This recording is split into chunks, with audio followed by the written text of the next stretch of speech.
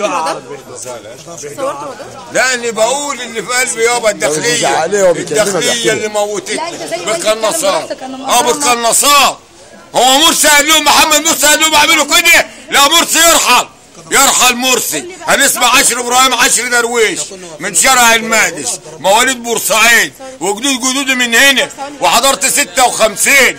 انا بقول له مرسي ده يرحل، مرسي يرحل، يبعد عننا. مرسي يرحل.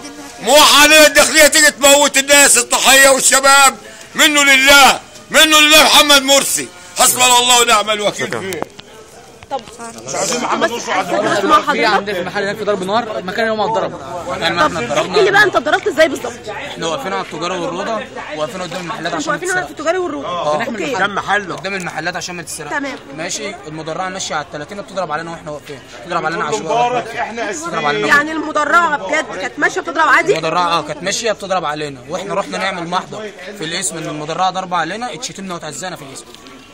امبارح الكلام ده امبارح بالليل، والله امبارح قدام عينيا. امبارح بالليل رحت امبارح عشان اطلعهم امبارح بيشتموه، شتموني في الاسم. بيقول له مين اللي قال لك تيجي تعمل محضر؟ قال له مدير المستشفى. ايوه شكله هو مدير المستشفى.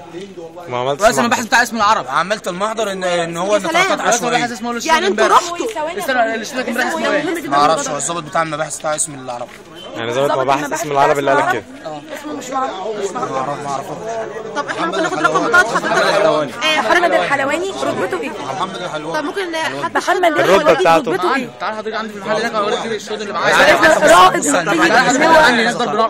رائد حضرتك رحت تقول ان تعمل محضر محمد الحلواني. هم هناك كمان في الاسم قال لك شتموك، قال لك ما تعملش حاجه؟ الظابط شتمني، قال لي ابتدى بقول له ان انا عاوز اعمل محضر. شتموه ان انا بيقول لي مين اللي ضربك؟ بقول له المدرعه وهي ماشيه على ال30 بتضرب علينا، كان بتشتمني وشتم مدير المستشفى. لما بقول له انا جاي من طرف مدير المستشفى